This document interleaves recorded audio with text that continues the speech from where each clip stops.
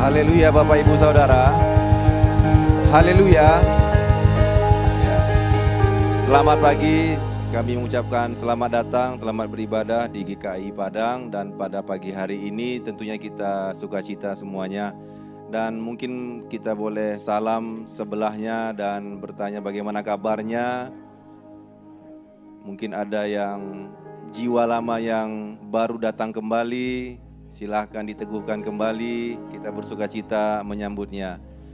Nah, pada minggu lalu kita sudah mendengarkan firman Tuhan dari Ibu Gembala Sidang kita tentang ibadah Pentakosta, di mana Roh Kudus dicurahkan ke dunia setelah Tuhan Yesus terangkat ke surga. Dan Roh Kudus tersebut tercurah bagi orang yang percaya. Nah, jika kita tidak percaya berarti tidak ada gunanya Roh Kudus tersebut turun di atas kita. Dan mari kita persiapkan firman Tuhan hari ini yang disampaikan oleh hamba Tuhan, yaitu Dr. Philip. Kita fokus mendapatkan apa yang mau disampaikan Tuhan melalui hamba Tuhan ini. Kami juga mau mengingatkan bagi saudara semua yang masih belum tergabung di dalam ibadah 4D, silahkan Bapak Ibu Saudara semuanya untuk koordinasi dengan ada ministry di sini, ada Kak Gusni dan juga Berkat. Bagi yang belum mendapatkan atau belum bergabung dalam ibadah 4D, dan yang sudah bergabung, mari kita setia di dalam ibadah 4D, karena di sana kita bisa dimuridkan, kita juga bisa sharing atas semua pergumulan-pergumulan dalam kehidupan kita sehari-hari. Kami juga mengundang untuk ibadah kaum bapak dan kaum ibu, ibadah parents pada hari Kamis tanggal 19 Juni 2025 pukul 19.15 WIB di gereja kita ini, GKI Padang. Dan bagi saudara semua mungkin ada yang mau dilayani, dikunjungi agar bisa datang beribadah parents pada hari Kamis ini, silakan dikerjakan. Mari kita ramaikan rumah Tuhan ini pada saat ibadah kaum bapak dan juga kaum ibu. Dan yang terakhir yaitu ayat renungan kita terdapat dalam Roma 12 ayat 12. Kami undang bangkit berdiri dan saya bacakan terlebih dahulu. Roma 12 ayat 12, bersukacitalah dalam pengharapan, sabarlah dalam kesesakan, dan bertekunlah di dalam doa. Mari kita baca bersama-sama. Roma 12 ayat 12, bersukacitalah dalam pengharapan, sabarlah dalam kesesakan, dan bertekunlah dalam doa. Selamat beribadah, Tuhan Yesus memberkati.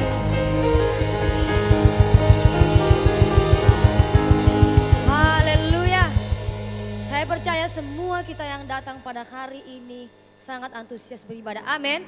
Pada minggu lalu kita telah memperingati hari Pentakosta. Saya percaya kuasa Roh Kudus tetap ada bagi kita dan Tuhan senantiasa mengerjakannya setiap hari dalam kehidupan kita. Amin. Kita melihat mujizat nyata bagi kita.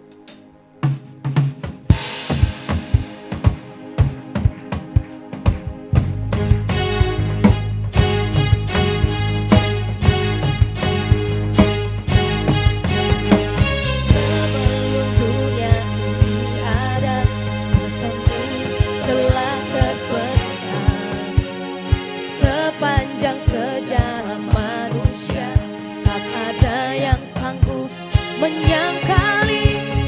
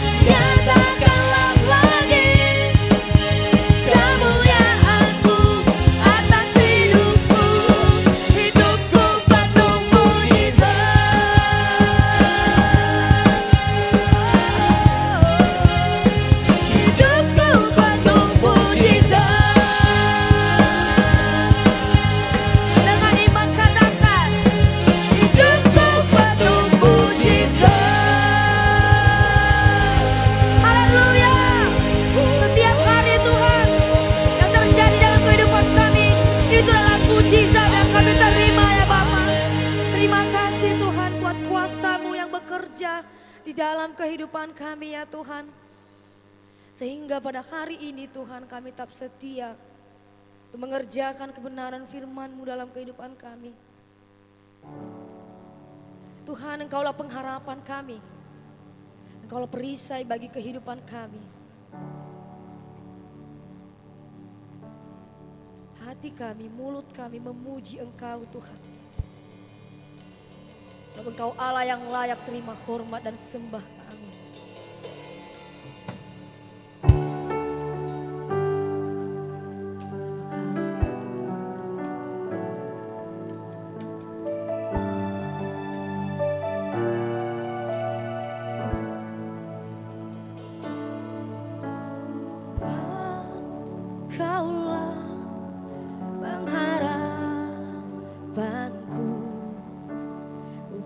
Percaya hanya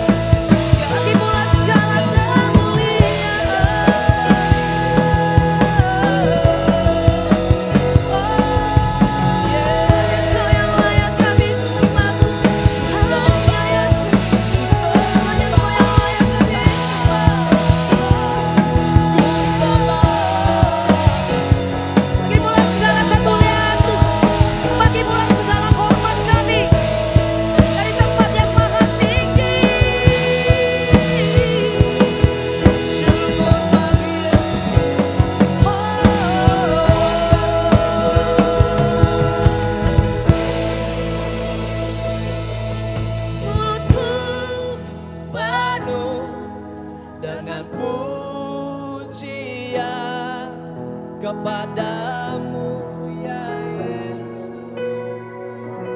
Ya Yesus Tuhan. Sepanjang hari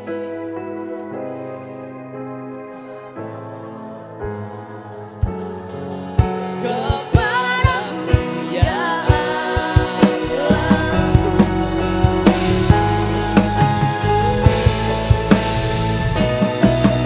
Mulutku baru dengan pujian kepadamu ya Yesus Tuhan.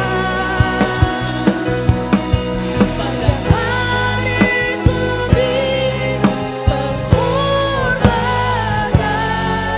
kepadamu ya Allahku. Sepanjang hari ku beri penghormatan kepadamu ya Allah. Sepanjang hari Tuhan, sepanjang hari ku beri penghormatan kepadamu ya Allahku. Mari berikan kemuliaan bagi Allah kita yang layak disembah, yang layak terima hormat kita. Haleluya.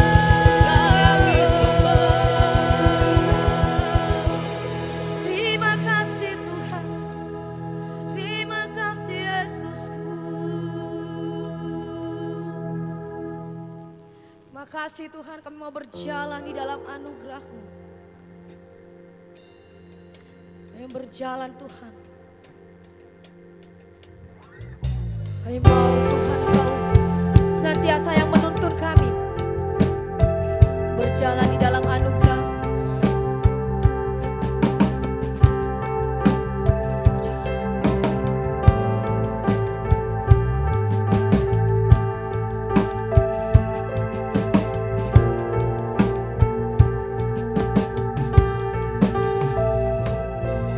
Betapa indah kasih-Mu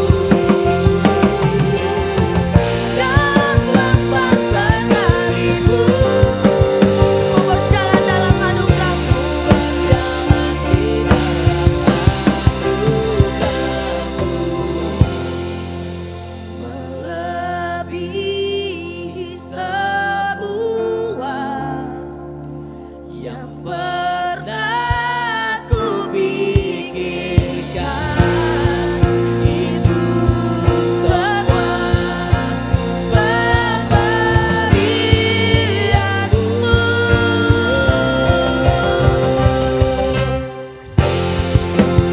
Melampaui semua yang pernah ku bayangkan. Sungguh hebat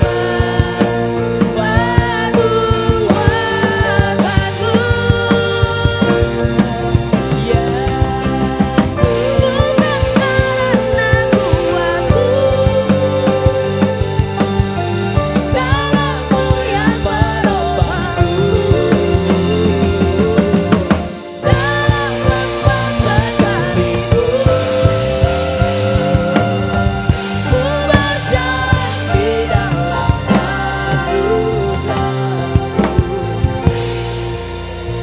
Terima kasih.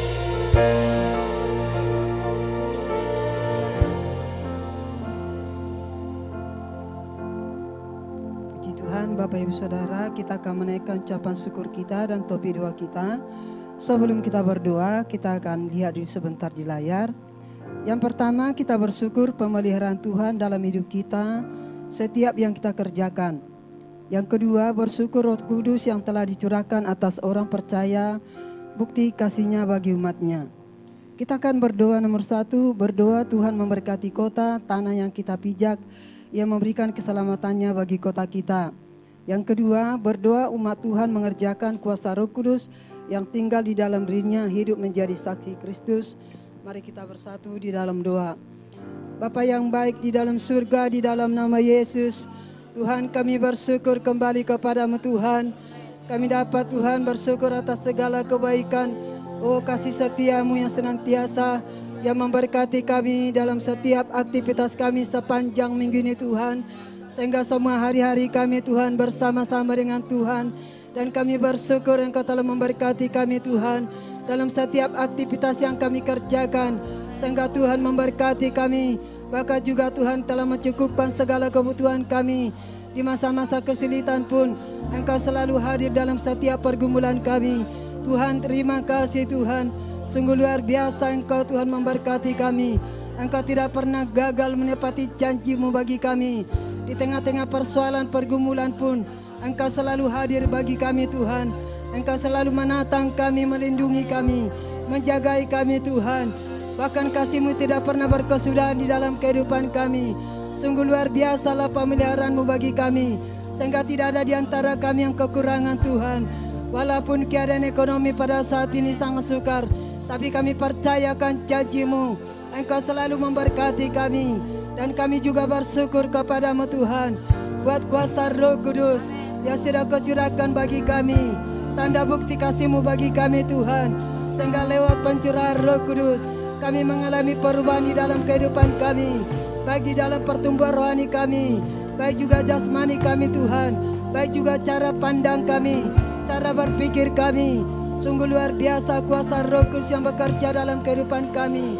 Sehingga Roh Kudus yang memberikan kemampuan, Roh Kudus yang memimpin kami Tuhan, agar hidup kami senantiasa tetap di dalam Tuhan jalur kasih-Mu. Terima kasih Tuhan. Oh tidak sia-sia pemberian-Mu bagi kami, di mana Engkau telah naik ke surga. Sehingga Roh Kudus yang Kau percayakan kepada kami, dan kami dapat mempergunakan Roh Kudus sebagai penolong dalam kehidupan kami. Terima kasih Tuhan. Sungguh kami bangga punya Allah seperti Engkau Tuhan, yang selalu Tuhan menuntun langkah-langkah hidup kami. Terima kasih Tuhan, kami bersyukur Tuhan. Ajaiblah perbuatan-Mu Tuhan. Roh Kudus berkuasa atas kami. Roh Kudus senantiasa ajaib dalam kehidupan kami. Terima kasih Tuhan. Kami memuji kebesaran-Mu. Terpujilah Engkau di dalam nama Yesus. Pada saat ini juga Tuhan, kami berdoa untuk membela kota Padang, di mana Engkau telah mempercayakan kami tinggal di kota ini. Engkau berkata dalam firman-Mu, tanah yang diinjau oleh telapak kaki-Mu akan kuberikan kepadamu. Tuhan kami percaya setiap firman yang ditaburkan di kota ini Tuhan akan memulihkan keadaan kota ini. Oh baik dari kesusahan, baik dari kekeringan, baik dari segala roh jahat, akan dijauhkan Tuhan dari kota ini. Karena kami tahu Tuhan, kami dapat melepaskan berkat atas kota ini, melepaskan pengampunan atas kota ini, lewat doa gereja-gereja di kota ini. Tuhan, kami percaya Tuhan, biarlah gereja-gereja juga semakin terbeban untuk berdoa buat keselamatan kota Padang ini. Sehingga setiap suku-suku, baik pemerintah yang ada di kota Padang, mereka akan mencari kebenaran firman Tuhan. Mereka akan datang kepada Tuhan, sehingga mereka bertemu dengan Engkau secara pribadi dan menerima keselamatan. Itu adalah janji-Mu bagi kota ini. Tuhan, kami percaya kota ini pasti Engkau pulihkan, kota ini pasti Engkau selamatkan, dan kota ini akan berseru kepada nama Yesus, sehingga nama Yesus tetap berkuasa atas kota ini. Terima kasih Tuhan, kami percaya Tuhan, kami tinggal di kota ini, maka kotanya akan diberkati. Kami juga akan diberkati lewat kota ini, lewat doa gereja-gereja di kota ini. Itulah kerinduan hati kami. Terima kasih Tuhan. Kami juga berdoa bagi setiap umat Tuhan dalam sidang Tuhan GKI Padang, di mana Roh Kudus telah dicurahkan sehingga tinggal di tiap-tiap pribadi. Kami percaya Roh Kudus yang menolong kami, Roh Kudus yang memberkati kami, sehingga kami setiap umat-Mu Tuhan dapat memancarkan terang-Mu, kasih-Mu di dalam hidup kami, dimanapun kami tinggal, dimanapun kami berada, baik dalam pekerjaan kami, dalam usaha, dalam perkuliahan, di tempat anak sekolah.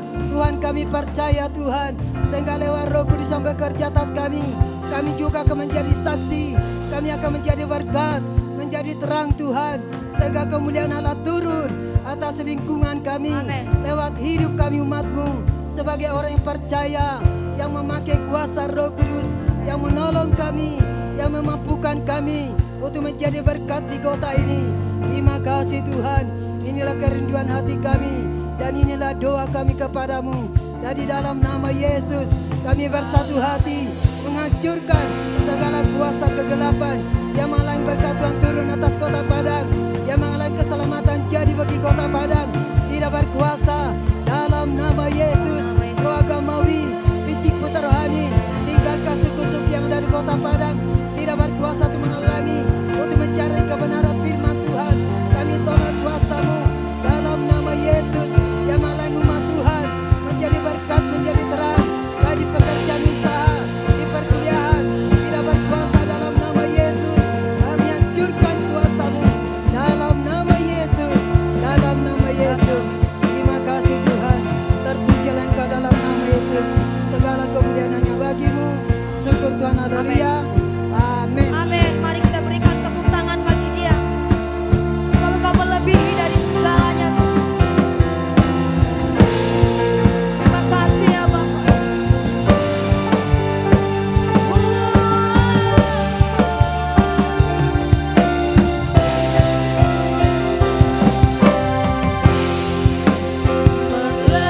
Melebihi semua yang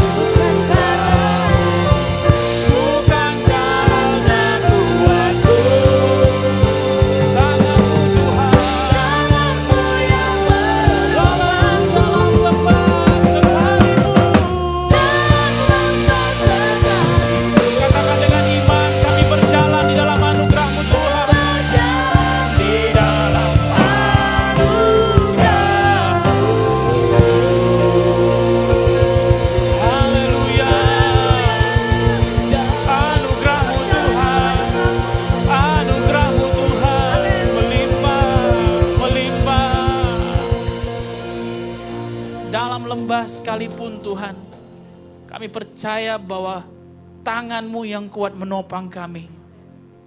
Dan dalam lembah sekalipun, kami percaya bahwa kami berjalan di dalam anugerah-Mu.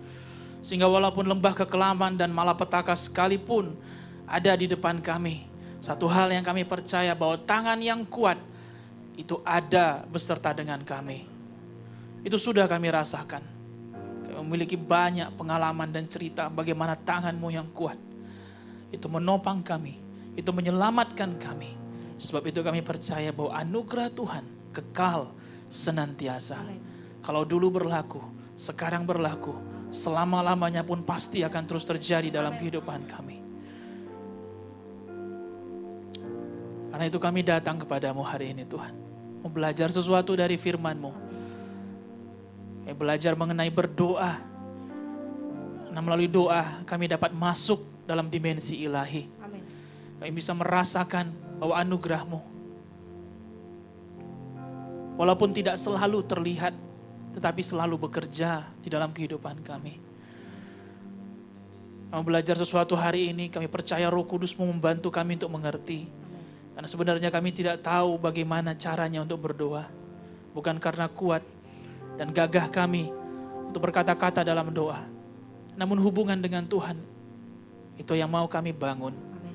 Maka Roh Kudus hari ini, bantu kami untuk mengerti firman-Mu. Bantu kami, ajari kami. Bagi saya menyampaikan juga biar firman-Mu ini menguatkan setiap kami.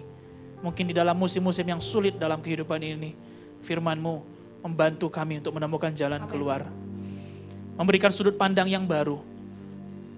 Sehingga kami tidak kembali dengan cara pandang yang lama. Amin. Namun kami dapat melihat sebagaimana Kristus melihat kehidupan kami. Amin. Hidup ini punya tujuan. Hidup ini tidak berakhir sementara saja. Tetapi ada tujuan yang mau kami kejar, yang mau kami kerjakan supaya selama kami di dunia bisa berbuah bagi Kristus. Amin. Terima kasih Tuhan Yesus. Lembutkan hati kami, bukakan telinga kami untuk mendengarkan suara-Mu. Terima kasih Bapa. Kami mengucap syukur dan kami berdoa. Sama-sama kita berkata, amin. Amin. Amin. Amin. Silakan duduk. Selamat pagi semuanya, Bapak Ibu Saudara yang terkasih.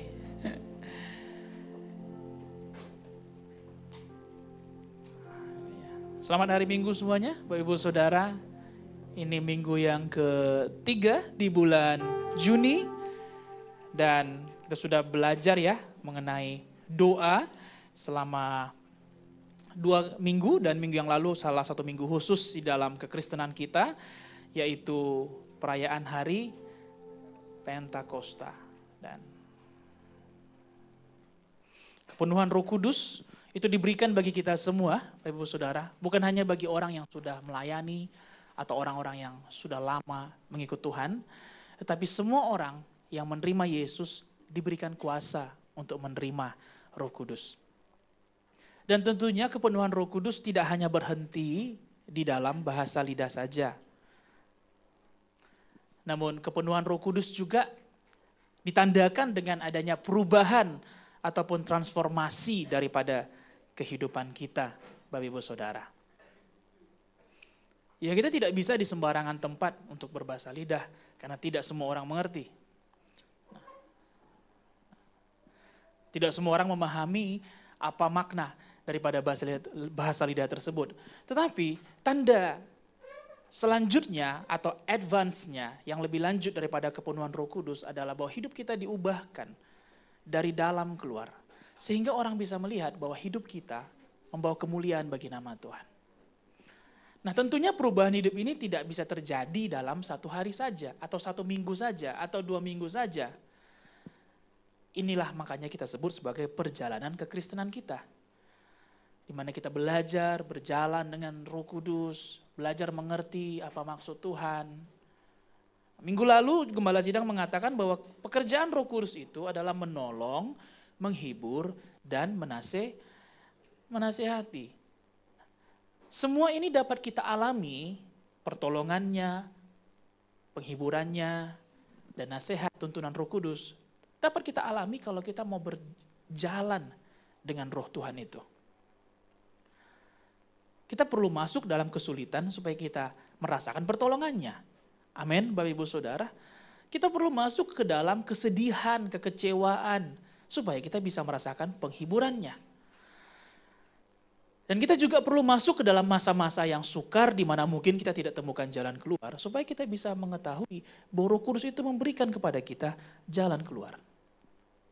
Dia menuntun kita, dia memberitahukan kepada kita apa yang harus kita lakukan.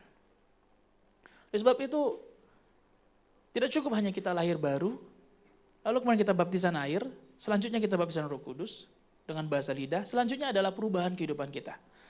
Itulah spiritual journey-nya kita, itulah perjalanan kerohanian kita atau perjalanan kekristenan kita, Bapak Ibu Saudara.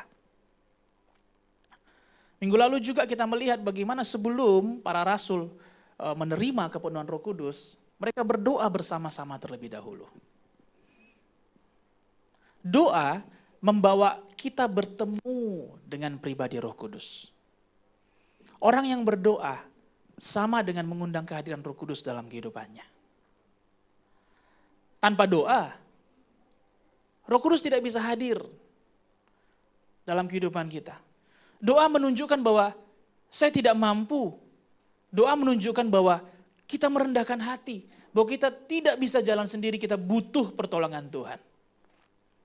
Bukan Tuhan tidak tahu pergumulan kita, bukan Tuhan tidak tahu apa yang mau kita doakan. Seperti topik doa kita tadi. Kita berdoa bagi Kota Padang, kita berdoa bagi tuntunan Roh Kudus dalam kehidupan kita. Bukannya Tuhan tidak tahu bahwa kita memerlukan semuanya itu. Tapi Tuhan sangat menghargai kerendahan hati kita, Bapak Ibu Saudara. Bentuk kerendahan hati kita adalah kita datang di dalam doa. Dalam minggu pertama juga, kalau saya bisa mereviewnya, Gembala Sidang mengajarkan kita berdoa seperti ajaran doa Bapa kami. Pertama-tama kita mesti memuji Tuhan.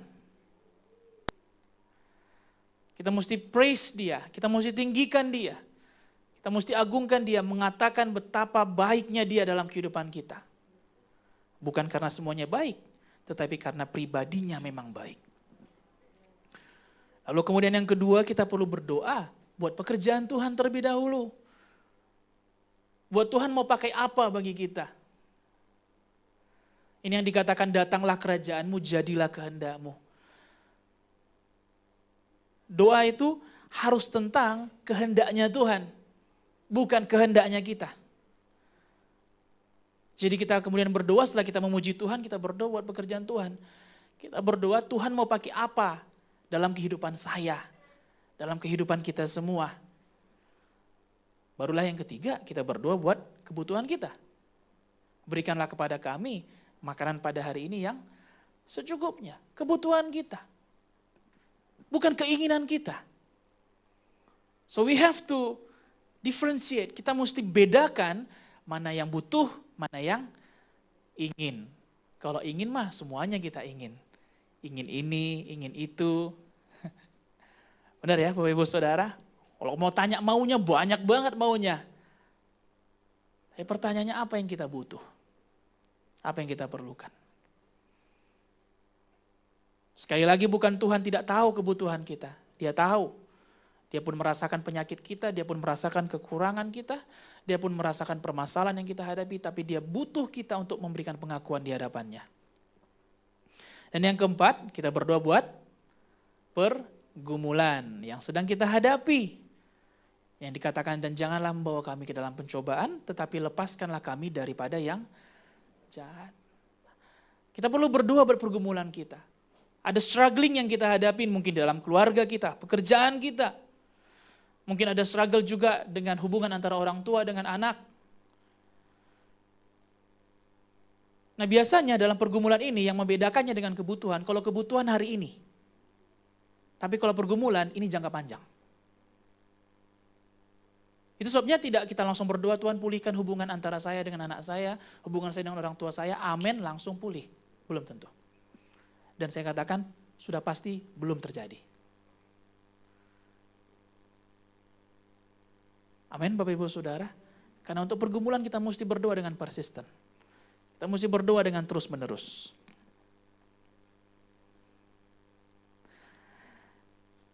Nah, minggu ini kita akan belajar kembali mengenai doa. Nah, saya berikan judulnya adalah karena itu berdoalah seperti ini. Doa, Bapak Ibu Saudara, seringkali memang bukan sebuah topik yang populer untuk dibahas di dalam kekristenan atau dalam ibadah. Karena doa ini tentang proses. Nah, saya seringkali dulu kalau bicara sama ibu saya ya, dari waktu saya SMA, kemudian selanjutnya sampai kuliah, saya bilang gini, misalnya saya perlu handphone, Mak, kayaknya handphone yang ini bagus lah, saya bilang. Saya perlu handphone ini dan kayaknya handphone ini mau saya beli. Saya sudah punya uangnya ini. Handphone ini bagus dan saya mau beli.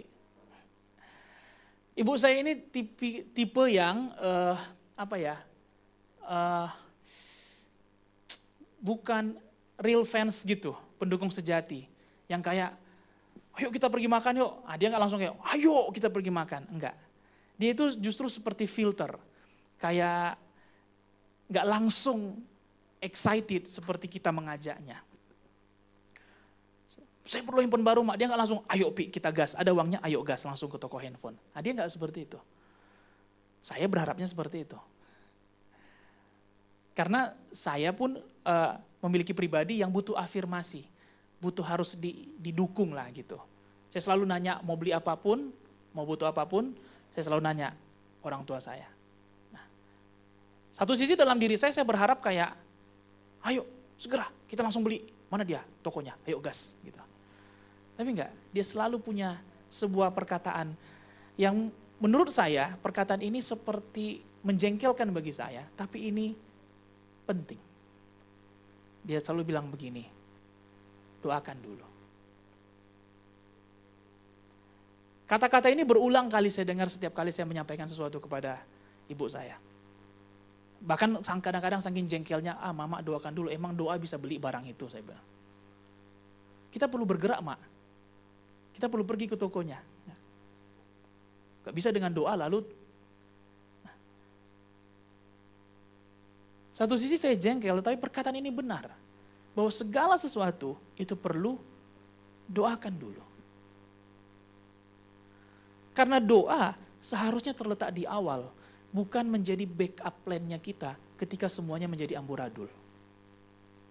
Ini seringkali kita terjebak ketika semua sudah kacau, semua sudah tidak berjalan seperti yang kita harapkan.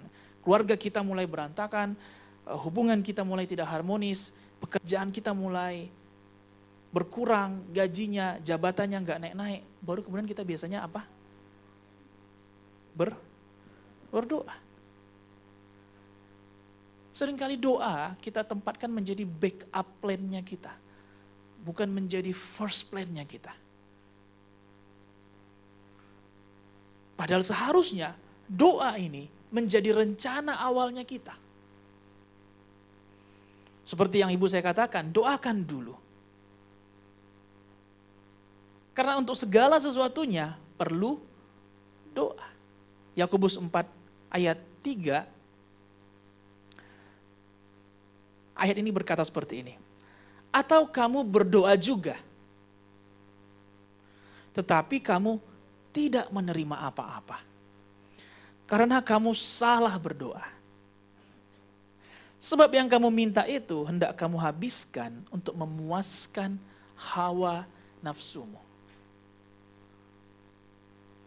Berarti ada doa yang salah dan ada doa yang benar. Nah, kalau ada doa yang salah tentu ada doa yang benar ya kan Bapak Ibu Saudara. Artinya kita bisa saja berdoa tapi tanpa kita sadari cara kita berdoa itu salah.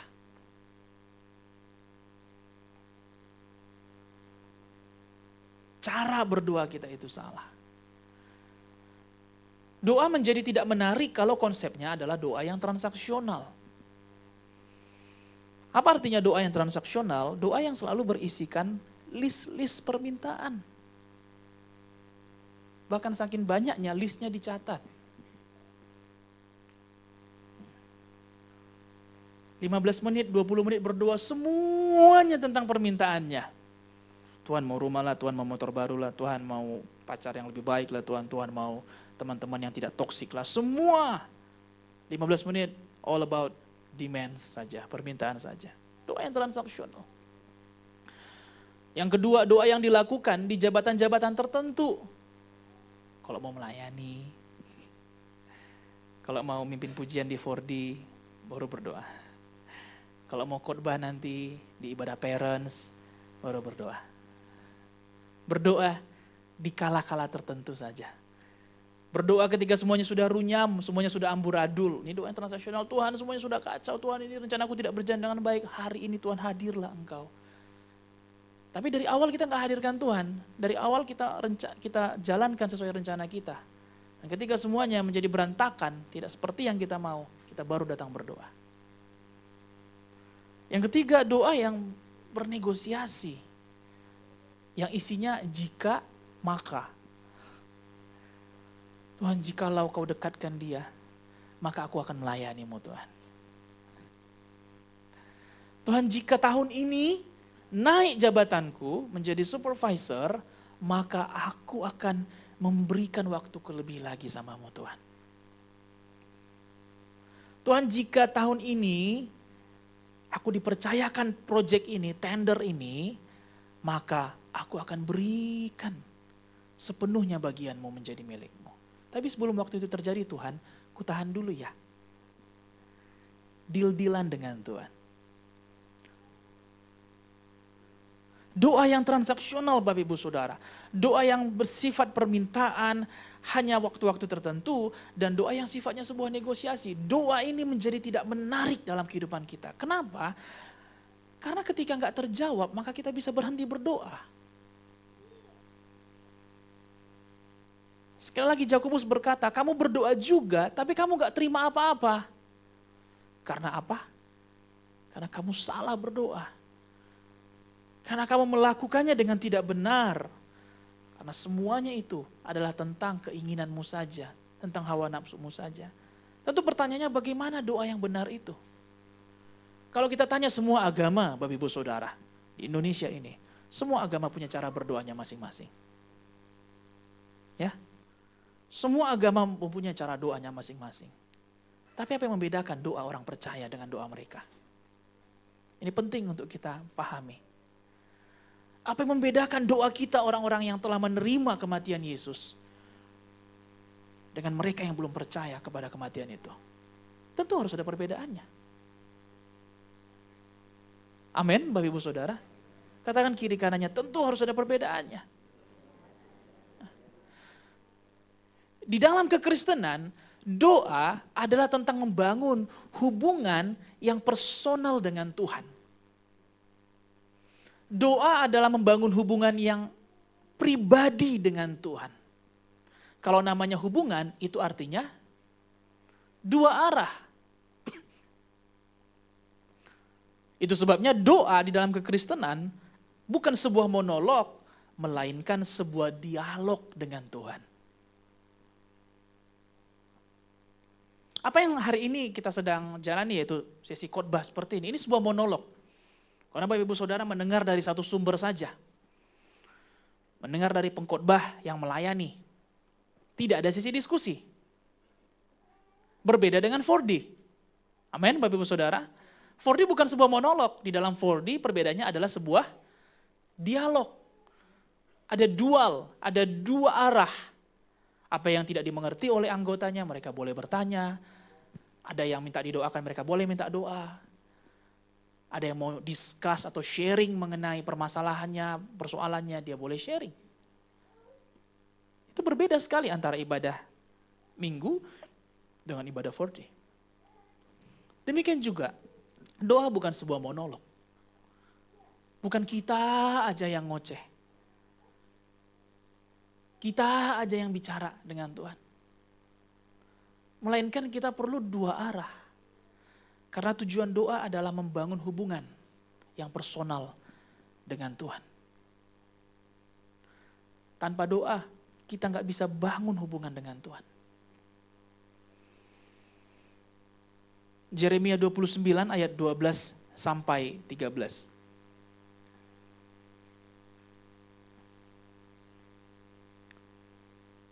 Yeremia 29 ayat 12 sampai 13. Mari kita baca bersama-sama. Dan apabila kamu berseru dan datang untuk berdoa kepadaku, maka aku akan mendengarkan kamu. Apabila kamu mencari aku, kamu akan menemukan aku. Apabila kamu menanyakan aku dengan segenap hati. Saya mau highlight, garis bawahi yang pernyataan yang terakhir, yaitu apabila kamu menanyakan aku dengan segenap hati. Hati, sepenuh hati adalah perbedaan dari sebuah doa. Kita perlu berdoa dengan hati kita. Bukan berdoa dalam hati, tapi berdoa dengan hati kita. Amin Bapak Ibu Saudara. Kita nggak bisa berdoa ya hanya diam saja. Lah kamu nggak berdoa, ya saya berdoa dalam hati saja. Tidak, kita perlu berdoa dengan hati kita. Sekali lagi Tuhan berfirman kepada Yeremia, kalau kamu berseru, datang dan berdoa kepadaku, maka aku akan mendengarkan kamu. Oke? Kita berseru, kita berdoa, Tuhan dengarkan kita. Lalu yang kedua, kalau kamu cari aku, kamu akan menemukan aku. Nah kalau kita sudah ketemu dengan Tuhan, apakah kita mau diam-diaman dengan Tuhan? Enggak dong, kita perlu belajar untuk apa? Dengar suaranya. Seperti sebuah pertemanan dengan sahabat kita. Bro, aku mau jumpa lah sama kamu. Lalu kita berjumpa di sebuah kafe, di sebuah coffee shop. Lalu setelah coffee shop, udah dua-duanya pegang handphone. Seorang mungkin tanya, lah katanya sahabat, iya hati kami sedang berbicara. Ya nggak bisa Bapak Ibu Saudara. Orang perlu lihat bahwa dua sahabat ini sedang berbicara, bukan? Sehingga orang dari luar pun tahu bagaimana kedua orang sahabat ini memang benar-benar seorang sahabat. Kita memang bisa berdoa dalam hati kita, tapi tidak cukup berdoa dalam hati. Kita perlu berdoa dengan hati kita. Dan kalau kita menemukan Tuhan, seperti yang dia janjikan, kalau kita mencarinya, kita menemukannya. Itu waktu bagi kita mendengarkan suaranya. Karena kan doa adalah membangun hubungan dengan Tuhan. Dari firman Tuhan ini, Bapak Ibu Saudara, artinya dalam doa kita membangun pengalaman dengan Tuhan. Yang kedua, kita berkata-kata dengan Tuhan. Lalu yang ketiga, kita perlu menunggu dan mendengar tuntunannya. Doa membangun pengalaman kita dengan Tuhan. Karena tujuan doa adalah membangun keintiman dengan Tuhan. Dan untuk membangunnya perlu dilakukan dengan sengaja. Untuk membangun sebuah hubungan yang intim tidak bisa dilakukan kapan perlu, tetapi harus dilakukan secara sengaja. Seperti kalau kita mau membangun hubungan yang intim dengan keluarga kita, kakak, adik, ataupun dengan orang tua kita. Orang nggak tahu keintiman keluarga itu bukan karena panjang lebarnya kata-katanya. Wah, mereka setiap kali berbicara, panjang ya ngobrolnya. Jadi setiap kali berjumpa langsung 5 jam habis gitu. Itu tidak menandakan sebuah keintiman. Kadang-kadang ucapan bagaimana kabar mama, bagaimana kabar bapak, bagaimana sekolahmu tadi dek, sebuah pertanyaan yang singkat bisa menggambarkan sebuah keintiman. Kalau dilakukan dengan apa? Dengan hati.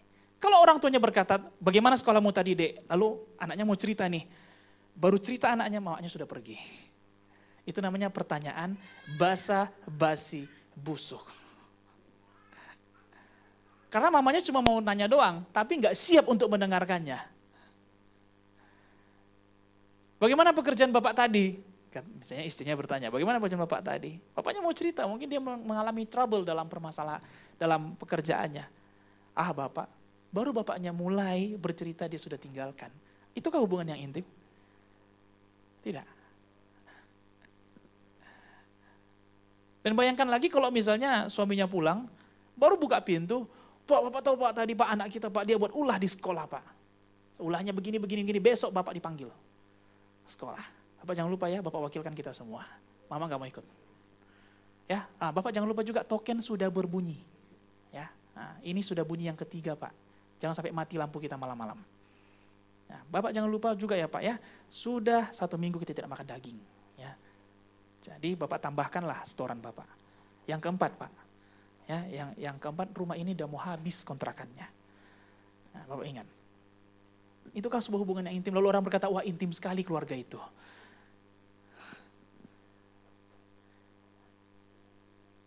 Terkadang kita menganggap hal ini lucu, tapi ini yang kita lakukan ketika kita berdoa. Dan itu sebuah doa yang salah. Saya percaya kita mau membangun doa yang benar dalam perjalanan kekristenan kita. Doa yang membangun hubungan dengan Tuhan. Hubungan yang personal, hubungan yang intim dengan Tuhan. Untuk membangun sebuah keintiman, poin utamanya adalah dengan mendengar. 1 Samuel 3 ayat 7-10. Bagaimana Tuhan memperdengarkan suaranya kepada seorang Samuel yang masih kecil. Mari kita baca dari ayat 7 sampai ayat yang ke-10. Samuel belum mengenal Tuhan. Firman Tuhan belum pernah dinyatakan kepadanya. Dan Tuhan memanggil Samuel sekali lagi untuk ketiga kalinya. Ia pun bangunlah, lalu pergi mendapatkan Eli serta katanya, "Ya Bapa, bukankah Bapa memanggil aku?" Lalu mengertilah Eli bahwa Tuhanlah yang memanggil anak itu.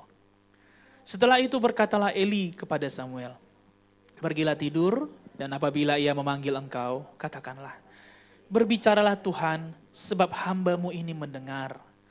Maka pergilah Samuel, dan tidurlah ia di tempat tidurnya. Lalu datanglah Tuhan, berdiri di sana, dan memanggil seperti yang sudah-sudah, "Samuel, Samuel." Nah, Samuel menjawab, "Berbicaralah, sebab hamba-Mu ini mendengar." Perhatikan baik-baik Bapak Ibu Saudara, ayat 7 berkata, Tuhan memanggil Samuel ketika Samuel belum kenal Tuhan. Ayat ini sangat menarik sekali untuk kita bahas. Karena ternyata Tuhan tidak hanya memanggil orang-orang yang sudah kenal Dia. Bahkan kalau posisi kita pun masih jauh dari Tuhan, posisi kita pun masih di dalam dosa, Tuhan mau memanggil kita. Bahkan dalam posisi kita bersalah, kita lagi keluar dari pelayanan. Bahkan dalam posisi kita lagi kehilangan jati diri kita dalam keluarga atau jati diri kita di dalam pengikutan kekristenan kita. Tuhan tidak menjauhi kita, Dia justru memanggil kita. Ayat 7 saya baca sekali lagi. Samuel belum mengenal Tuhan. Firman Tuhan belum pernah dinyatakan kepadanya.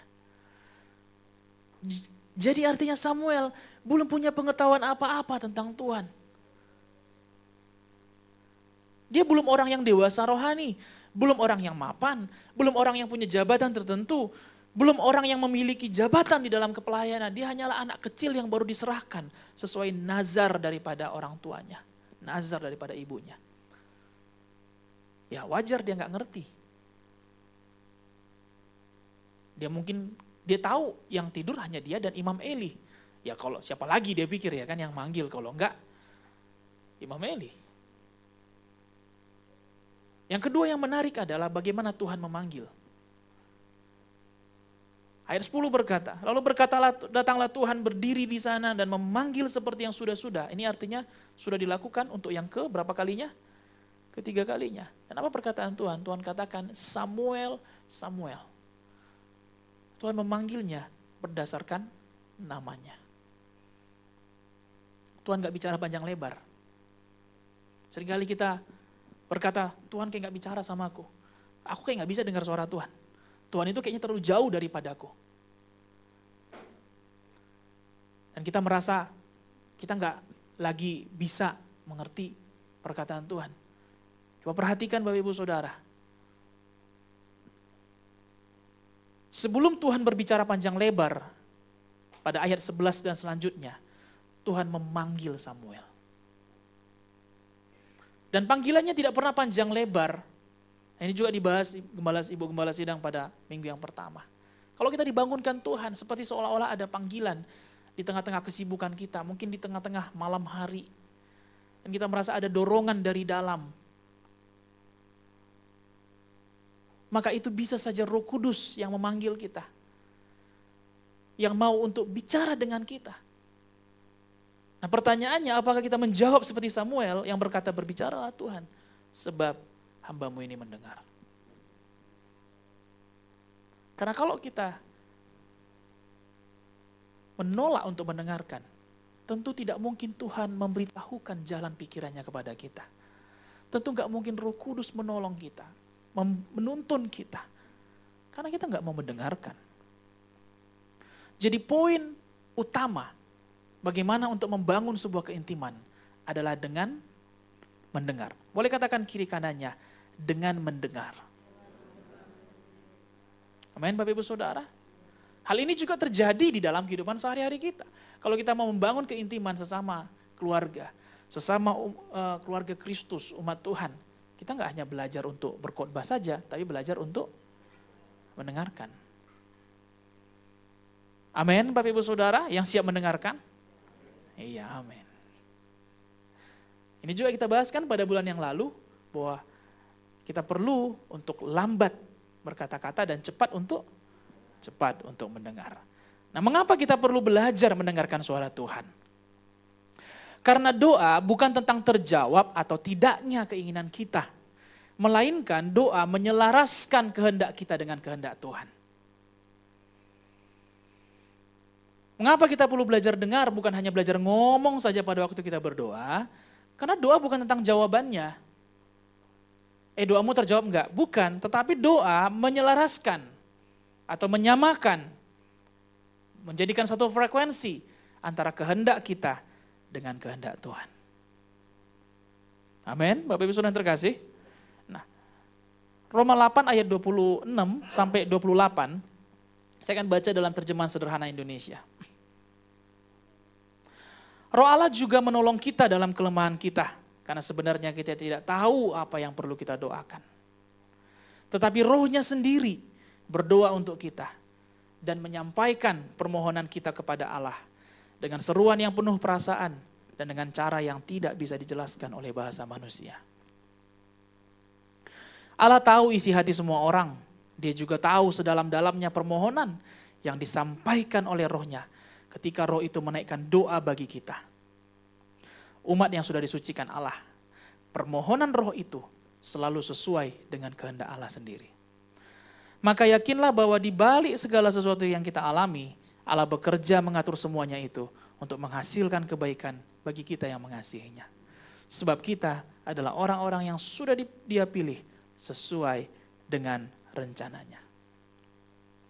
Saya mau garis bawahi di ayat 27 bahwa permohonan Roh itu selalu sesuai dengan kehendak Allah sendiri. Kita perlu berdoa di dalam Roh. Sekali lagi saya mundur sedikit. Kita membangun keintiman dengan belajar mendengar. Nah, setelah ayat ini kita baca, yang mau saya sampaikan Bapak Ibu Saudara adalah kita mampu mendengar suara Tuhan kalau kita mengizinkan Roh Kudus tinggal dalam hati kita. Roh itulah yang menjadi penyambung komunikasi kita dengan Tuhan. Tanpa Roh Kudus, kita nggak bisa dengar suara Tuhan. Dan kalau kita nggak dengar suara Tuhan dalam doa, doa itu menjadi doa yang tidak menarik. Dan kalau kita tidak menarik dalam doa, sudah cenderung kita berhenti untuk berdoa.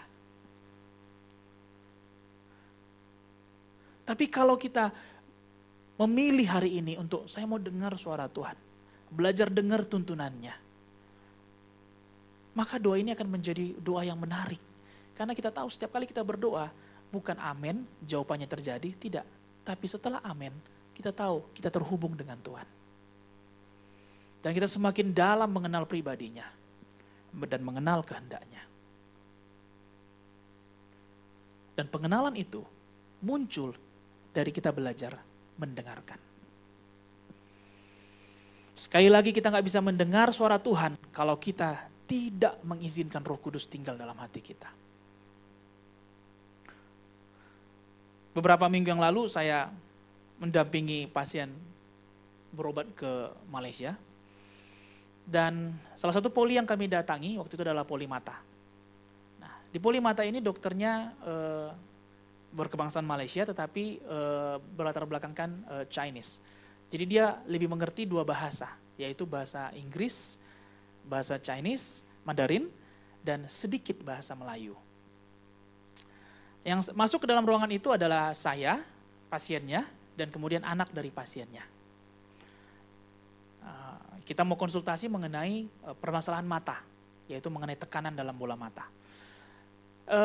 Dan saya sadari pada waktu itu bahwa ternyata dokternya tidak begitu baik dalam berbahasa Indonesia. Ya, kebanyakan juga dokter lain di Malaysia bisa berbahasa Indonesia. Tapi yang ini tidak bisa. Lalu saya mulai menyampaikan keluhan pasien saya di dalam bahasa, nah, tadi kan 3 pilihannya, bahasa Mandarin, Inggris, sama bahasa Melayu. Tentu pilihan saya jatuh ke bahasa Mandarin, benar. Enggak, saya pasti jatuhnya kepada pilihannya bahasa Inggris, karena itu bahasa universal yang saya tahu. Nah, saya mulai menjelaskan ke dalam bahasa Inggris keluhan-keluhan pasien saya ini.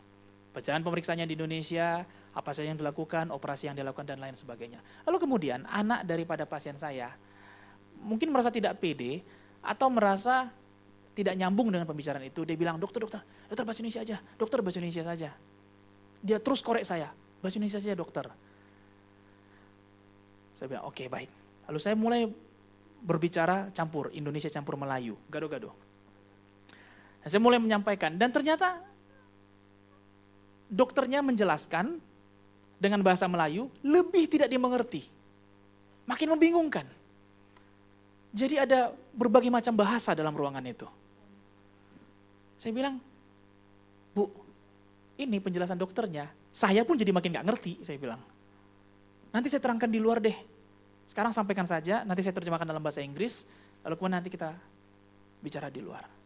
Nah, kalau keputusan untuk berbicara dalam bahasa Indonesia terus kami dorong, sudah pasti kami keluar dengan apa? Tidak ada pengertian sama sekali. Nanti kalau orang lain tanya, anaknya pasien ini tanya lagi di luar, bagaimana di dalam? Ya saya pun bingung, ya saya juga nggak ngerti dia bilang apa. Akhirnya masuk kosong, keluarnya pun lebih kosong lagi.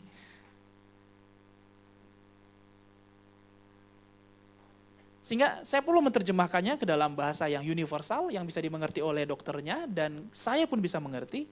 Walaupun pasien ini tidak mengerti, nanti ketika di luar, saya bisa menjelaskannya. Saudara menangkap, beginilah peranan Roh Kudus dalam kehidupan kita. Ketika kita datang dalam doa, sebenarnya ada banyak yang mau kita sampaikan. Dan ada banyak yang Tuhan mau sampaikan. Oke? Nah, garis bawah ini Bapak Ibu Saudara, ada banyak yang mau kita sampaikan, dan ada banyak juga yang Tuhan mau sampaikan. Tetapi, kalau kita datang tanpa Roh Kudus, maka kita datang berdoa kosong, aminnya pun. Tapi kalau kita undang Roh Kudus hadir dalam doa kita, dialah yang akan menerjemahkan ke dalam bahasa yang dimengerti. Bukan artinya kita nggak ngerti bahasa Indonesia, bukan. Tetapi dia akan menerjemahkannya ke dalam bahasa sehari-hari kita. Setelah kita amin, memang semua kondisinya belum berubah. Kondisinya nggak langsung baik-baik saja, tetapi setelah amin, Roh Kudus akan menuntun kita, mengarahkan kita, sehingga kita mengerti apa yang Tuhan sampaikan di dalam doa kita. Amin, Bapak Ibu Saudara. Amin. Demikianlah peranan Roh Kudus.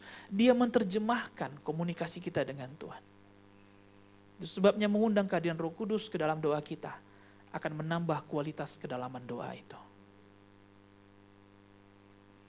Pada waktu training dasar rohani Kristen atau di dalam TDRK ada satu topik yang membahas mengenai doa anak-anak Tuhan, doa orang percaya. Ya, doa anak-anak Tuhan judulnya. Nah, di dalam itu sering sekali dibahas ada doa yang dangkal dan ada doa yang dalam. Hari ini saya mau mengulas kepada Bapak Ibu Saudara bahwa mengundang kehadiran Roh Kudus menambah kedalaman doa itu sendiri. Nah, bagian terakhir adalah bagaimana seharusnya saya berdoa. Kita tadi sudah belajar mengenai tentang doa itu apa. Bahwa doa adalah membangun apa? Hubungan yang personal dengan Tuhan. Nah, hubungan yang intim itu harus poin utamanya adalah mendengar, Bapak Ibu Saudara. Nah, bagaimana cara kita dengar suara Tuhan? Dengan mengundang siapa? Roh Kudus untuk hadir dalam doa kita. Yang terakhir, bagaimana seharusnya saya berdoa? Ada aspek-aspek penting yang harus kita penuhi untuk membangun doa yang intim dengan Tuhan. Markus 1 ayat 35. Ini juga sudah kita baca, kalau saya tidak salah pada 2 minggu yang lalu juga, Ibu Gembala Sidang menyampaikannya.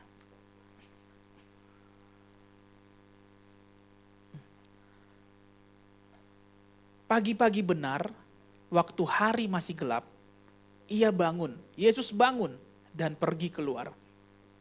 Ia pergi ke tempat yang sunyi dan berdoa di sana. Matius 6 ayat 5-6 dalam terjemahan sederhana Indonesia berkata seperti ini.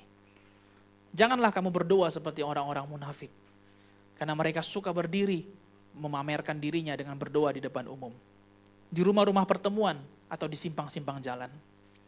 Aku menegaskan kepadamu, hanya itulah upah mereka. Ayat 6 berkata, sebaliknya, waktu kamu berdoa, masuklah ke kamarmu, tutuplah pintu, dan berdoalah kepada Bapamu. Dia ada di tempat tersembunyi dan menyaksikan apa saja yang dilakukan secara tersembunyi. Maka dialah yang akan memberi upah kepadamu secara terang-terangan. Secara terang-terangan. Aspek paling penting yang pertama di dalam kita membangun kehidupan doa kita, Bapak Ibu Saudara, adalah kita perlu menemukan tempat tenangnya kita.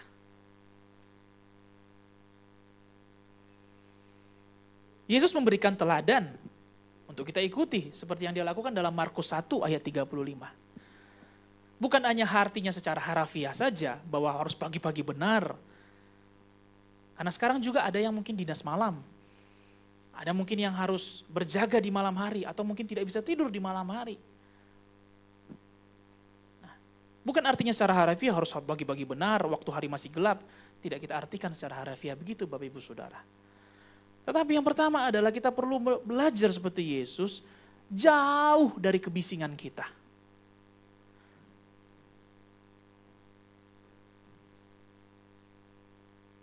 Kita perlu sadari bahwa hidup kita dipenuhi dengan all the noisy sound. Dipenuhi dengan seluruh kebisingan.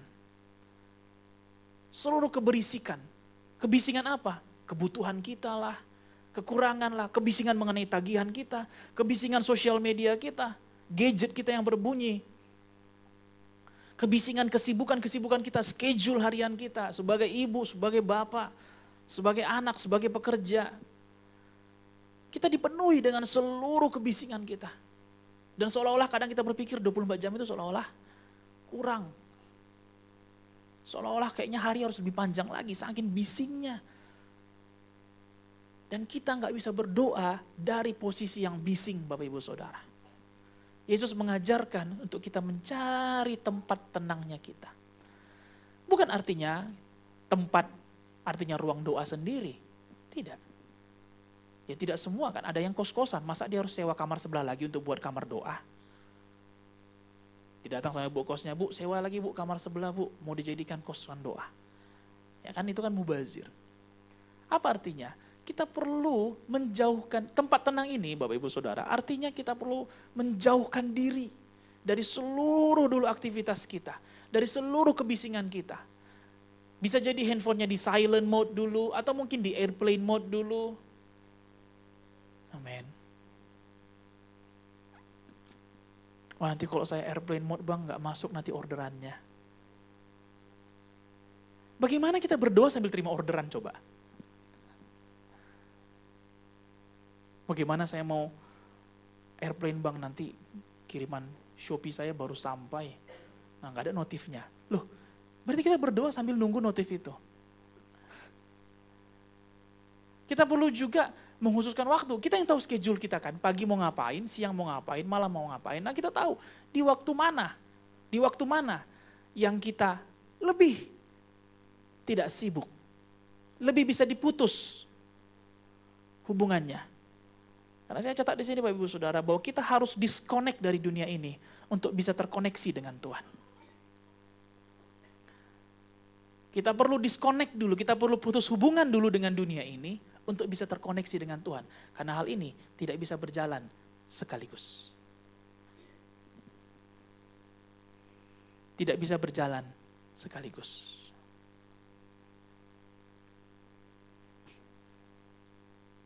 Kita tidak bisa membangun doa yang intim sembari membiarkan pikiran kita fokus mengurusi urusan-urusan kesibukan kita. Sekali lagi ini bukan tentang lamanya. Amin, Bapak Ibu Saudara. Bukan tentang panjangnya, tetapi tentang apa? Kualitasnya. Sama-sama katakan kiri kanan tentang kualitasnya.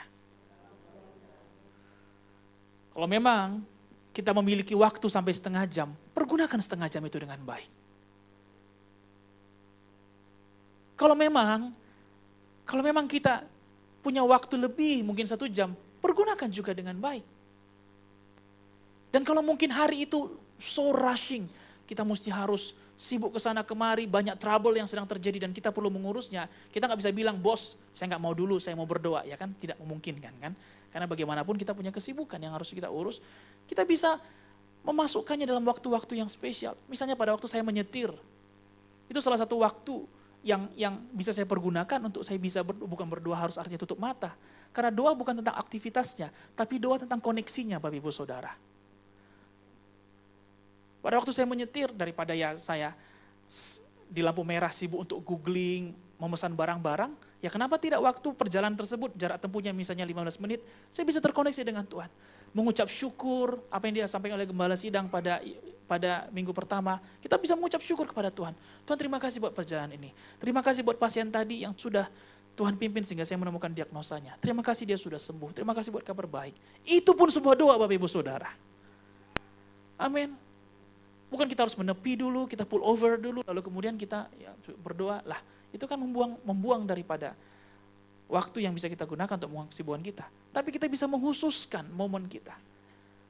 Daripada di perjalanan sibuk bertelepon dengan teman-teman, mungkin cuma itulah waktu yang kita punya ya. Karena kita memang sibuk mungkin dari pagi sampai malam. Daripada sibuk menelepon si Anu, gara-gara telepon jadi gibah tentang orang lain, bergosip tentang orang lain. Ah, bukan lagi hal yang benar. Ada baiknya kita terkoneksi dengan Tuhan. Mengucap syukur dan berterima kasih buat apa yang Tuhan berikan bagi kita pada hari itu. Lalu kita berdoa pekerjaan Tuhan, kita berdoa buat kebutuhan kita, lalu kita berdoa buat pergumulan kita. Sambil mungkin di motor kita atau di mobil kita bisa berdoa, Tuhan saya punya pergumulan dengan suamiku, dengan istriku, dengan orang tuaku. Tuhan jamah. Ya kita gak perlu harus tutup mata kan, gak mungkin pula menyetir dengan tutup mata. Tapi hati kita bisa kita khususkan kepada Tuhan. Amin, Bapak Ibu Saudara. Kita perlu temukan tempat tenang kita. Sekali lagi, kalau memang 15 menit ada waktu yang kita punya, cari tempat yang paling tenang. Silentkan semua, airplane-kan, disconnect dulu dari semuanya, apapun. Atau mungkin orang tua bisa katakan, Bapak, Mama perlu waktu tenang dulu ya. Saudara bisa katakan 15 menit, jangan ganggu Bapak dulu, jangan ganggu Mama dulu. Karena kita mau berhubungan dengan Tuhan. Dan dalam waktu yang singkat itu, kualitasnya bisa dalam. Karena memang kita khususkan kepada Tuhan. Amin. Yang kedua, aspek yang kedua yang harus ada dalam doa kita adalah ucapan syukur. Nah, saya mengundang teman-teman yang melayani untuk maju ke depan.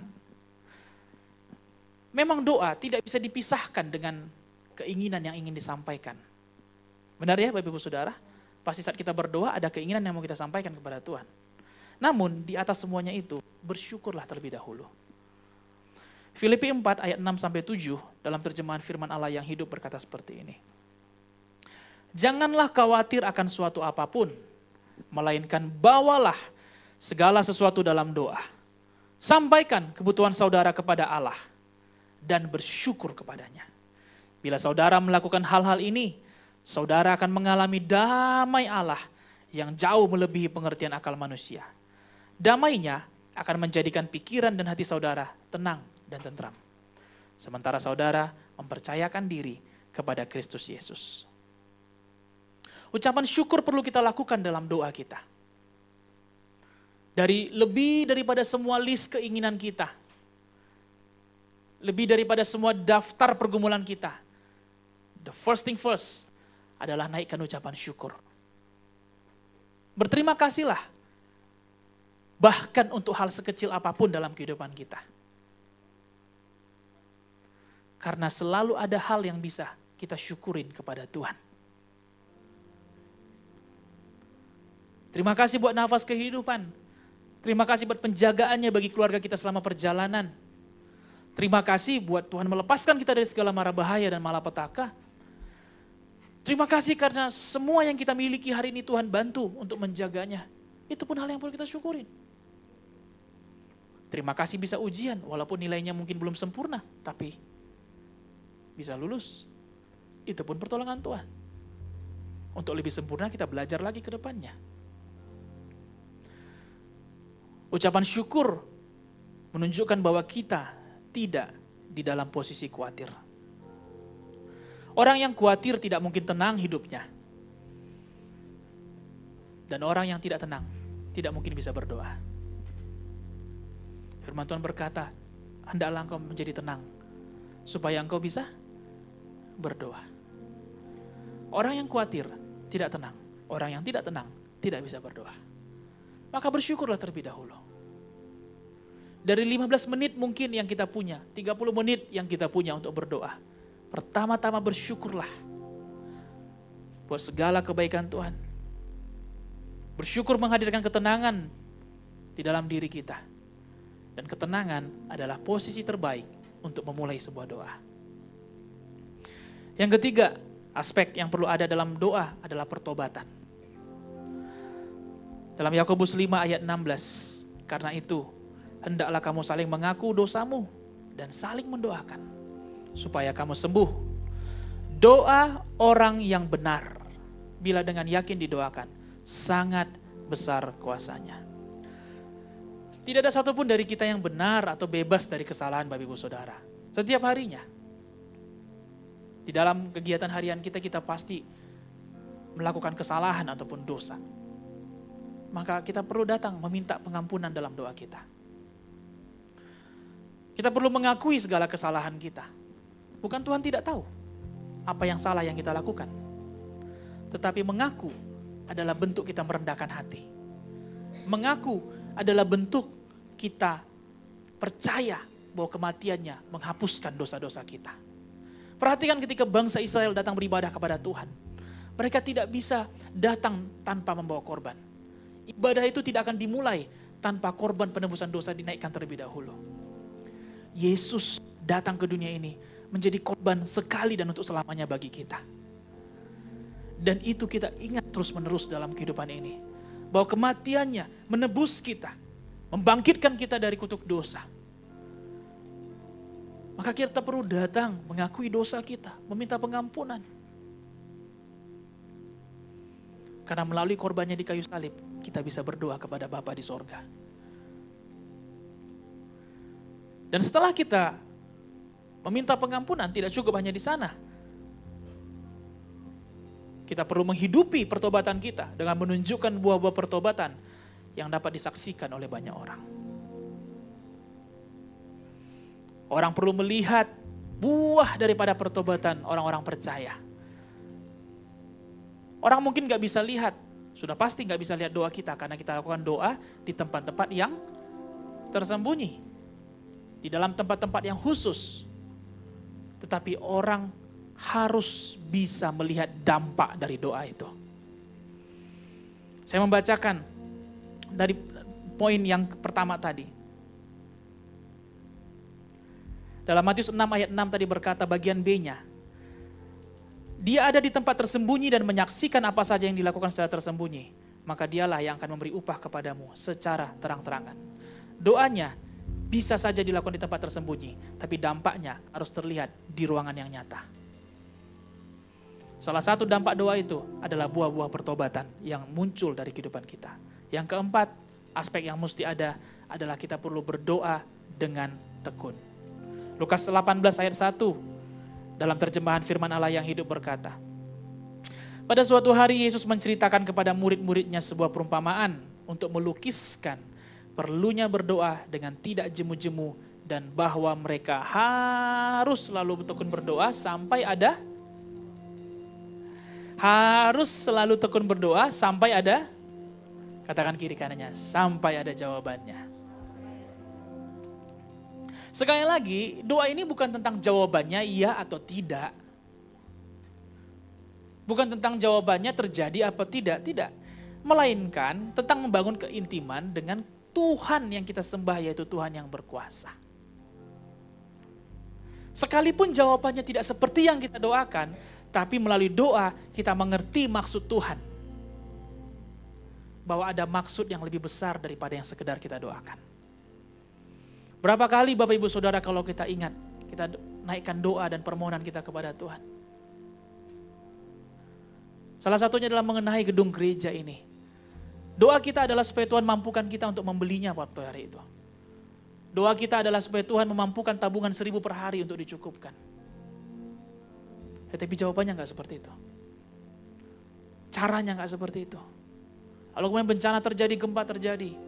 Yang kita merasa seolah-olah doa kita tidak dijawab. Tapi justru hal yang buruk yang terjadi, Tuhan jadikan rencana yang baik.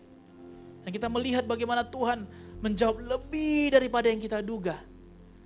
Yang kita doakan adalah membeli gedung yang lama, tapi rencana Tuhan membuat gedung yang baru bagi kita. Amin. Perhatikan bahwa doa membuat kita mengerti cara Tuhan. Bukan tentang terjawab seperti yang kita kehendaki. Oleh sebab itu, teruslah berdoa. Lakukan secara terus-menerus walaupun hasilnya belum terlihat. Bukan supaya jawabannya semakin nyata, melainkan supaya kita mengerti kehendak Tuhan dalam hidup kita. Semakin kita berdoa, semakin kita ngerti rencana Tuhan. Kita berdoa bukan supaya jawabannya terjadi. Kita berdoa bukan supaya jawabannya makin dekat, bukan. Tapi kita berdoa supaya kita ngerti Tuhan mau apa dalam kehidupan kita. Doa bukan memaksakan kehendak kita terjadi, melainkan memaksakan kehendak Tuhan terjadi dalam kehidupan kita. Dalam segala keadaan, berdoalah. Berdoalah Bapak Ibu Saudara. Dalam segala keadaan berdoalah. Dalam segala permasalahan berdoalah. Bukan supaya masalahnya cepat kelar, tapi supaya Tuhan menuntun kita sampai kepada jalan keluarnya. Amin. Seperti ini seharusnya kita berdoa. Kita mencari tempat yang khusus, waktu yang khusus, momen yang khusus. Kita perlu disconnect dengan dunia ini. Kita naikkan ucapan syukur buat segala hal-hal yang Tuhan kerjakan. Even hal-hal yang kecil sekalipun. Even hal-hal yang kecil sekalipun. Lalu yang ketiga, kita perlu ada pertobatan dalam doa kita. Dan yang keempat, kita perlu berdoa dengan tekun sampai ada jawabannya. Amin. Tuhan Yesus memberkati. Mari kita bangkit berdiri. Kita mau bersyukur buat firman Tuhan ini.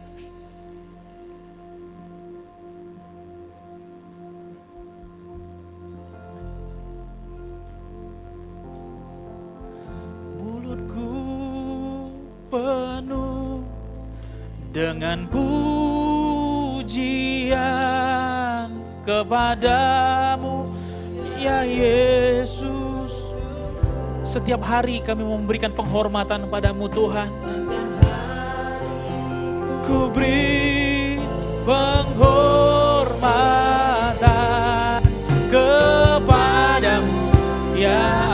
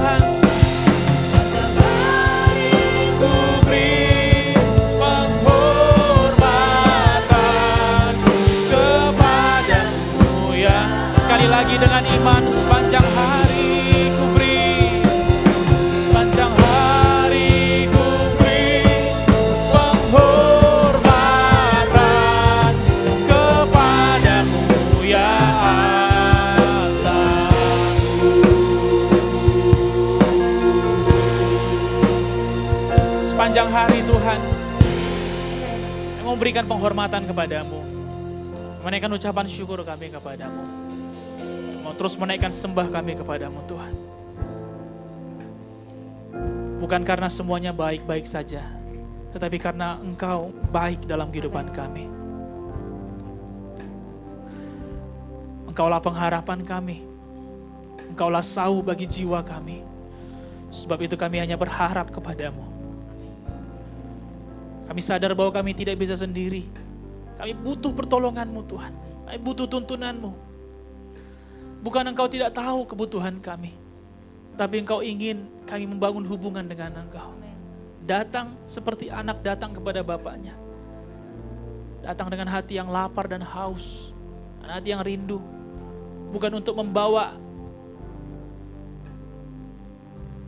berapa banyak kebutuhan kami, bukan Tuhan. Bukan untuk membawa list daripada keinginan kami.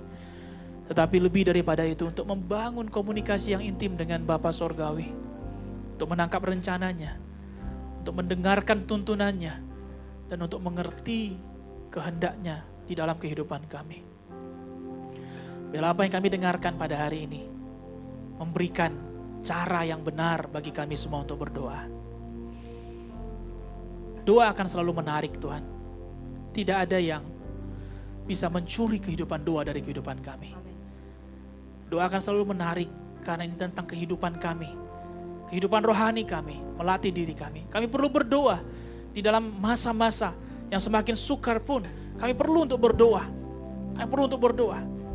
Bukan supaya semuanya kelar Tuhan, tidak Tuhan. Tetapi supaya semuanya bisa mendatangkan kebaikan bagi semua orang yang percaya kepadamu. Kami percaya kepadamu, kami beriman kepadamu. Kami yakin Engkau menuntun kami kepada jalan keluar. Satu hal kami percaya kami temukannya melalui doa kami. Tidak ada jalan lain yang lebih baik selain daripada datang berdoa kepadamu. Biar hari ini semua yang mendengarkan mengambil komitmen untuk setiap hari datang berdoa kepada Tuhan. Di dalam nama Yesus, kami syukur, sempurnakan firman-Mu Tuhan. Haleluya. Amin. Amin. Silakan duduk Bapak Ibu Saudara yang terkasih.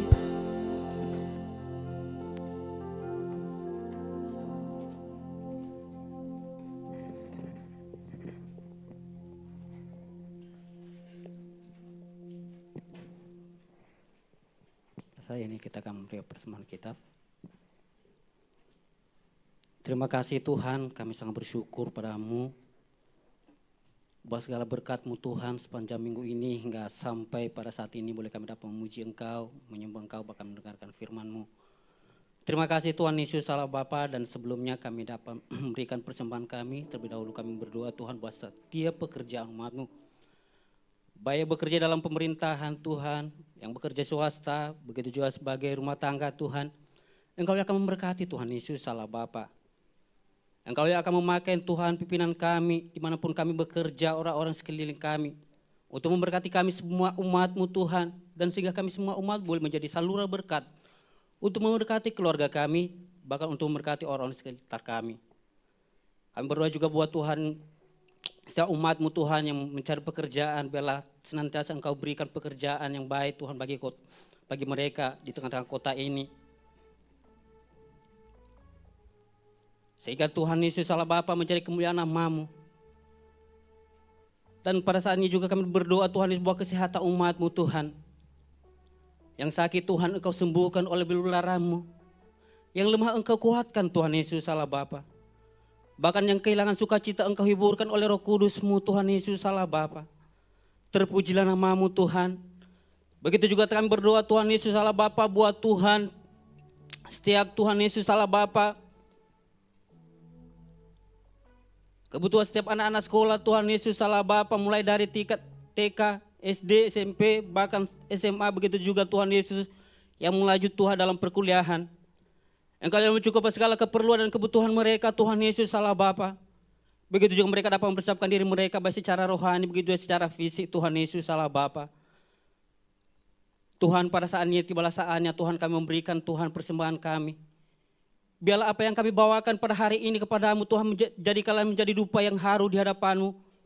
Yang berkenan di hadapanmu Tuhan Yesus Allah Bapa. Berkati setiap tangan kami yang terulur di kantong persembahan Tuhan Yesus. Engkau berkati sidangmu Tuhan Yesus Allah Bapa, biarlah senantiasa Tuhan mempergunakan dengan baik untuk mempersembahkan kerajaan-Mu di tengah-tengah dunia ini Tuhan. Terpujilah nama-Mu Tuhan Yesus, Engkau yang akan memberkati persembahan kami ini. Kami percaya Tuhan, Engkau yang akan mengembalikan bagi kami apa yang kami taburkan pada saat ini, apa yang kami berikan Tuhan. 30, 60, bahkan 100 kali lipat ganda Tuhan Yesus Allah Bapa. Kami percaya Tuhan, biarlah berkat-berkat daripada-Mu itulah akan menjadi milik kami. Berkati juga kedua hamba-Mu Tuhan yang melayani dalam persembahan. Ada hamba-Mu Tuhan Bapak BJ, begitu juga Bapak Soji. Bila mereka dapat melayani Engkau dengan kasih daripada-Mu. Melayani Tuhan Yesus dengan sukacita daripada-Mu. Terima kasih Bapak, dan kami percaya juga kami semua umat-Mu. Boleh kami dapat memberi dengan sukacita daripada-Mu. Tadi dalam nama Tuhan Yesus. Boleh kami matakan selalu pekerjaan serta segala kebimbangan, kekhawatiran. Tidak pada janji Tuhan tidak berkuasa, Engkau tinggalkan kami semua dalam nama Yesus. Melalui kami semua boleh dapat memberi yang terbaik kepada Tuhan. Dalam nama Yesus, kiki peli juga Engkau tinggalkan kami semua umat Tuhan. Dalam nama Yesus, demi nama Yesus. Dalam nama Yesus. Terima kasih Tuhan. Syukur menghina nama, haleluya Tuhan. Amin. Amin. Dengan cara yang ajaib Engkau menjawab doa kami ya Tuhan.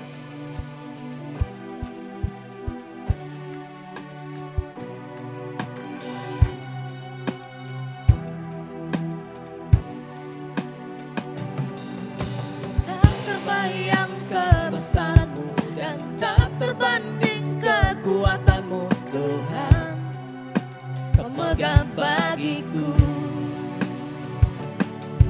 segenap jiwa dan pengharapan telah ku serahkan untuk rencana-Mu Tuhan, Kau Raja atasku. Hanya Kau yang layak ditinggikan. Ajaib Kau Ajaib Kau Tuhan, agung dan perkasa. Kau sumber kemenanganku, layak berkuasa, memerintah selamanya. Yesus Kaulah Raja mulia. Mari seluruh jemaat Tuhan kita bangkit berdiri.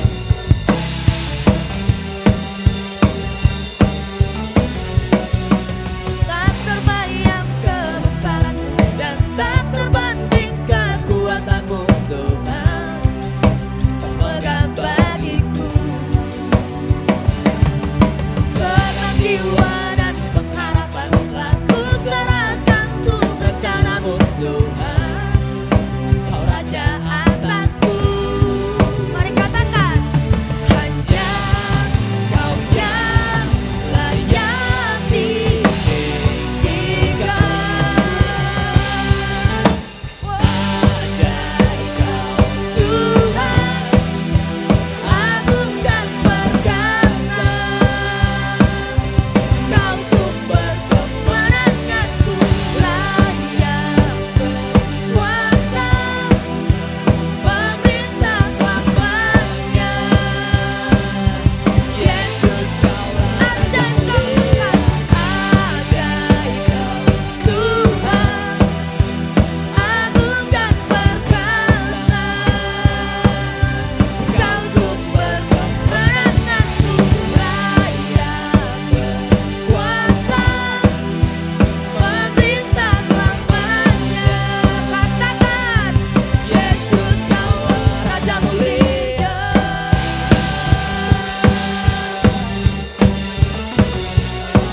Kau Raja mulia Tuhan. Engkau yang memerintah atas kami selamanya. Haleluya. Kau Raja mulia. Bagi namanya. Amin. Amin. Terima kasih.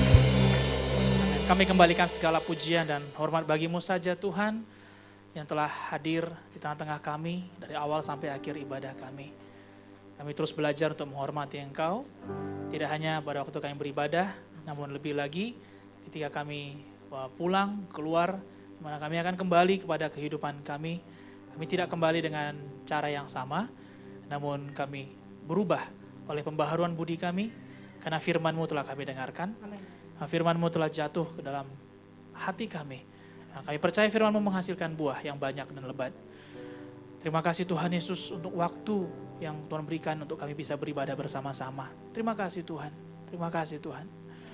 Kalau kami boleh menghadap hadirat-Mu, bertemu dengan sesama tubuh Kristus, semua ini hanyalah karena kasih anugerah-Mu saja. Sebab itu kami berdoa juga bagi semua yang sudah melayani kami pada hari ini, mulai dari gembala sidang, keluarga gembala, para full timer Tuhan, dan juga para pelayan-pelayan di dalam gereja ini. Berkatilah mereka semua yang sudah mengerjakan pelayanan sehingga kami bisa beribadah. Secara khusus berdoa bagi gembala sidang kami, Tuhan yang memeluk erat terus gembala sidang kami, menuntunnya. Roh Kudus-Mu terus menunjukkan visi, misi yang harus dilakukan, sehingga GKI Padang sampai pada rencana Tuhan. Amin. Dan kota ini bisa dipenuhi dengan kemuliaan Tuhan. Saya percaya mimpi-Mu lebih besar daripada mimpi kami. Dan Kau sanggup untuk menunjukkan mimpi-Mu Tuhan, melalui gembala sidang kami Tuhan Yesus.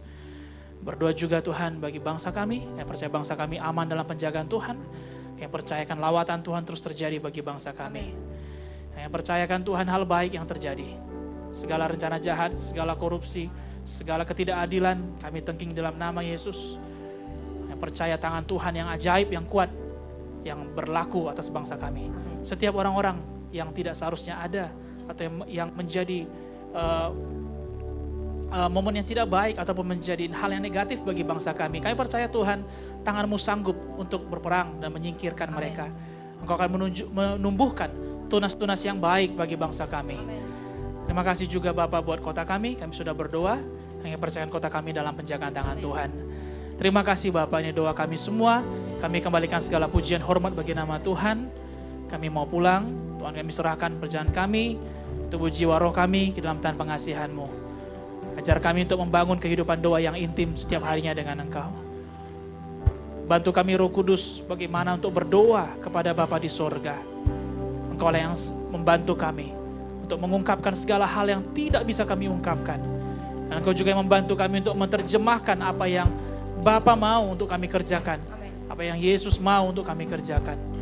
Di dalam nama Yesus kami serahkan perjalanan kami. Segala roh celaka, letakkan maut dalam nama Yesus. Segala hal buruk tidak bisa menjamah kami. Di dalam nama Yesus mengadakan kekuatan sendiri. Tidak berjalan bersama-sama dengan kehendak Tuhan, bersama dengan roh Tuhan. Dalam nama Tuhan Yesus kembali kepada cara kehidupan yang lama. Kami tolak di dalam nama Tuhan Yesus. Tidak bisa menjamah kehidupan kami. Segala penyakit sampar, penyakit tumor, kanker kami hancurkan Kau. Tidak bisa menjamah kehidupan setiap orang percaya kepada Tuhan. Dalam nama Tuhan Yesus. Terima kasih Bapa. Ucap syukur. Marilah semua umat Tuhan kita angkat kedua tangan kita ke surga. Dan terimalah berkat Tuhan.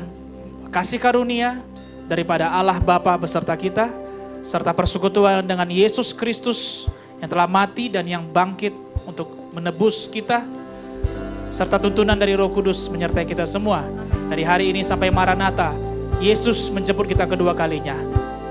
Terimalah berkat ini dengan iman dan marilah kita hidup sebagai orang-orang yang lebih daripada pemenang. Di dalam nama Yesus Kristus Tuhan kita, semua yang percaya kita berkata, Amin. Amin. Have a good Sunday semua Bapak Ibu Saudara. Sampai bertemu dalam ibadah kita berikutnya. Haleluya, selamat hari Minggu bagi kita dan kita sangat diberkati melalui firman Tuhan pada hari ini. Karena kita harus tetap berdoa dengan tekun. Dan kita juga harus tekun mengikuti ibadah kita sepanjang minggu ini.